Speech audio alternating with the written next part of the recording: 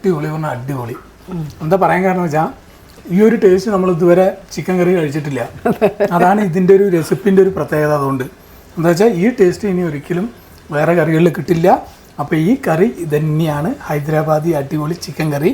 Hi, പാടി കിച്ചണിലേക്ക് എല്ലാവർക്കും സ്വാഗതം. ഞാനിന്ന് ഇവിടെ ഉണ്ടാക്കാൻ പോണത് ഹൈദരാബാദ് ചിക്കൻ കറിയാണ് ഉണ്ടാക്കാൻ പോണത്. അടിപൊളിയായിട്ട് നമുക്ക് എല്ലാത്തിലും കൂട്ടി കഴിക്കാൻ പറ്റിയ അടിപൊളി ചിക്കൻ കറിയാണ് ഞാൻ ഉണ്ടാക്കാൻ പോണത്. നല്ല ടേസ്റ്റിയും ആയിരിക്കും, നമുക്ക് എല്ലാത്തിലും കൂട്ടിയും കഴിക്കാം. പക്ഷെ എല്ലാവർക്കും ഇഷ്ടപ്പെട്ട വളരെ ടേസ്റ്റി ആയിട്ടുള്ള കറിയാണ്. നല്ല ടേസ്റ്റിയുള്ള കറി പറഞ്ഞാൽ ഭയങ്കര ടേസ്റ്റി ആയിരിക്കും. എന്താ വെച്ചാൽ എല്ലാവരും ഇങ്ങനത്തെ കറി അധികം ആരും കഴിച്ചിട്ടുണ്ടാവില്ല. ഒരു കുട്ടികളായിക്കോട്ടെ വലിയവരായിക്കോട്ടെ കഴിച്ച് നമുക്ക് വെളിയിലൊക്കെ പോകുമ്പോഴാണ് നമ്മൾക്കൊരു വലിയ ഹോട്ടലുകളിലൊക്കെ കയറുമ്പോൾ ഈ കറി കിട്ടുള്ളൂ. അത് പറഞ്ഞാൽ നമ്മുടെ വീട്ടിലുണ്ടാക്കാൻ നമുക്ക് വളരെ സിമ്പിളുമാണ്. എന്നാൽ പിന്നെ നമുക്ക് അതിൽ എന്തൊക്കെയാണ് വേണ്ട സാധനങ്ങളൊന്നും പരിചയപ്പെട്ടാലോ. ഫസ്റ്റ് വേണ്ടത് നമുക്ക് ചിക്കൻ, വലിയ ഉള്ളി, വെളുത്തുള്ളി, ഇഞ്ചി, പച്ചമുളക്, മല്ലിപ്പൊടി, ചെറിയ ജീരകം, ഗരം മസാല, ഉപ്പ്, തൈര്, മല്ലിച്ചപ്പ്, ഇത്രയും വെച്ചിട്ടാണ് അടിപൊളി ടേസ്റ്റി ആയിട്ട് ഞാൻ ആ കറി ഉണ്ടാക്കണം. ഫസ്റ്റ് നമുക്ക് വേണ്ടത് എന്താണെന്ന് വെച്ചാൽ ഈ ഉള്ളി എന്തോന്ന് അരച്ചെടുക്കണം. അത് അരച്ചെടുക്കുന്നത് എങ്ങനെയാണെന്ന് ഞാൻ കാണിച്ചു തരാം. ഫസ്റ്റ് വേണ്ടത് നമുക്കൊരു വലിയ ജാറ്. അത് കഴിഞ്ഞ് എന്താ ഞാൻ ചെയ്യണമെന്ന് വെച്ചാൽ ഞാൻ 1/2 കിലോ ചിക്കൻ ഇവിടെ എടുത്തിട്ടുള്ളൂ, നോക്കിക്കോളൂ. അതിൽ വേണ്ട സാധനങ്ങളാണ് ഞാൻ കാണിച്ചു തരുന്നത്.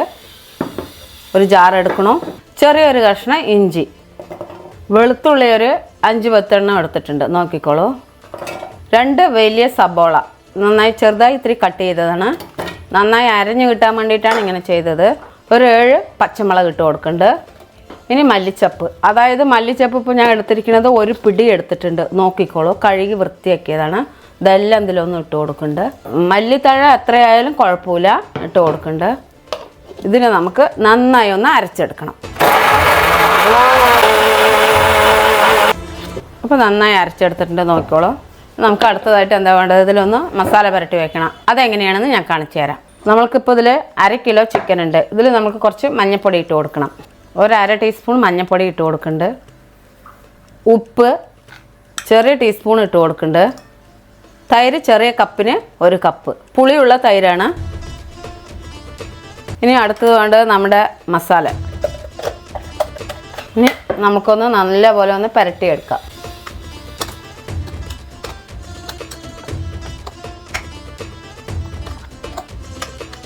അപ്പോൾ അതേപോലെ എല്ലാം നല്ല പോലെ ഇളക്കി നല്ല സെറ്റ് ചെയ്ത് വെച്ചിട്ടുണ്ട്. ഇനി അടുത്തതായിട്ട് വേണ്ടത് നമുക്കൊരു പാന് വെച്ച് കൊടുത്ത് കുക്കിംഗ് സ്റ്റാർട്ട് ചെയ്യാം. ഒരു പാന് വെച്ച് കൊടുക്കുന്നുണ്ട്. ഞാൻ വെളിച്ചെണ്ണയാണ് ഒഴിച്ച് കൊടുക്കുന്നത്, നിങ്ങൾക്ക് എന്തെണ്ണ വേണമെങ്കിൽ യൂസ് ചെയ്യാം. 5 പച്ചമുളക് കീറിയത് ഇട്ട് കൊടുക്കാം. നമ്മുടെ അങ്ങനെ പച്ചമുളക് ഇട്ട് കൊടുത്തതിൻ്റെ പച്ച മണമൊക്കെ നന്നായിട്ട് പോയിട്ടുണ്ട്. ഇനി നമുക്ക് വേണ്ടത് ഇതിൽ തീ നല്ല കമ്മിയാക്കി വെച്ചതിന് ശേഷം 1/2 ടീസ്പൂണ് മഞ്ഞൾപ്പൊടി ഇട്ട് കൊടുക്കാം. മല്ലിപ്പൊടിയാണ് വലിയ ടേബിൾ സ്പൂണിന് 1 ടേബിൾ സ്പൂണ്. ചെറിയ ജീരകം പൊടിച്ചതാണ് 1 ടീസ്പൂണ്. നന്നായി ഒന്ന് ഇളക്കി കൊടുക്കാം. തീ കമ്മിയായി വെച്ചിരിക്കണം. അപ്പോൾ അതിൻ്റെ എല്ലാം നല്ല പച്ചമണം പോയി തീ ഇത്തിരി കൂട്ടി വെച്ചതിന് ശേഷം മസാല വരട്ടി വെച്ച് ചിക്കനെ നമുക്കിതിലേക്ക് ഓരോ പീസായിട്ട് ഇട്ട് കൊടുക്കാം.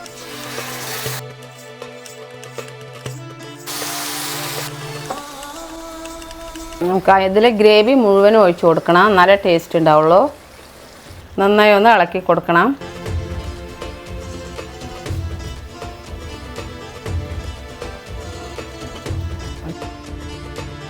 ഇപ്പോൾ ഒരു 5 മിനിറ്റ് നന്നായി തിളക്കട്ടെ. അത് കഴിഞ്ഞ് നമുക്ക് ഇടയ്ക്കിടയ്ക്ക് ഒന്ന് ഇളക്കി കൊടുക്കാം. ഒരു 5 മിനിറ്റ് കഴിയും.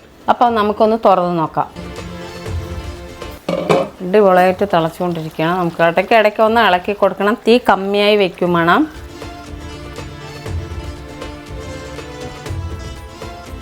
മൂടി വയ്ക്കാം. ഇടയ്ക്കിടയ്ക്ക് നമ്മളൊന്ന് ഇളക്കി കൊടുക്കേണ്ടത്. എന്താണെന്ന് വെച്ചാൽ ചിക്കൻ നല്ലോണം ഒന്ന് വേവുണ്ടല്ലോ, ഈ വെള്ളം ഇത്തിരി നല്ല പറ്റണം. അതുവരയ്ക്കും നമ്മൾ ഇടയ്ക്ക് ഇളക്കി കൊടുത്തുകൊണ്ടിരിക്കണം. അതുവരയ്ക്കും നമുക്ക് വെയിറ്റ് ചെയ്യാം. അപ്പോൾ ഒരു 10-15 മിനിറ്റായി. നമുക്കൊന്ന് തുറന്ന് നോക്കുക. അപ്പോൾ അങ്ങനെ തിളച്ചുകൊണ്ടിരിക്കേണ്ടത്. ഇനി നമുക്കിതിലേക്ക് ഒന്നും കൂടെ ഒരു സാധനം കൂടി ഇതിലിട്ട് കൊടുക്കണം. നമുക്കിനി ഗരം മസാല ഇട്ട് കൊടുക്കാം. ചെറിയ ടീസ്പൂണിന് 1 ടീസ്പൂൺ ഇട്ട് കൊടുക്കുന്നുണ്ട്. നല്ലോണം ഒന്ന് ഇളക്കി കൊടുക്കാം.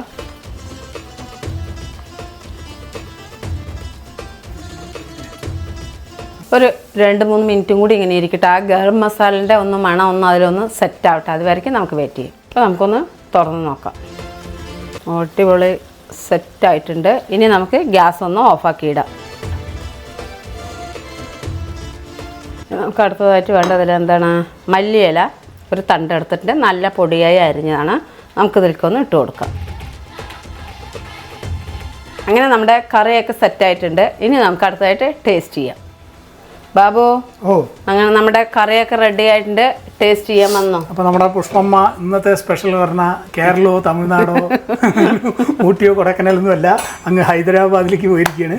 ഹൈദരാബാദി ചിക്കൻ കറി ഗംഭീരമായിട്ട് ഒരു വെറൈറ്റിയാണ്. നമ്മൾ കേരളത്തിൽ എവിടെയും കാണാത്ത ഒരു പച്ചമയമായിട്ടുള്ള ഒരു പച്ചക്കറിയിലെ അടിപൊളി ചിക്കൻ, ഹൈദരാബാദി ചിക്കൻ കറി. കാണുമ്പോൾ തന്നെ അറിയാം കഴിക്കാൻ കൊതിയൂറുന്ന ഗംഭീരമായിട്ടുള്ള ഒരു ഐറ്റമാണ്.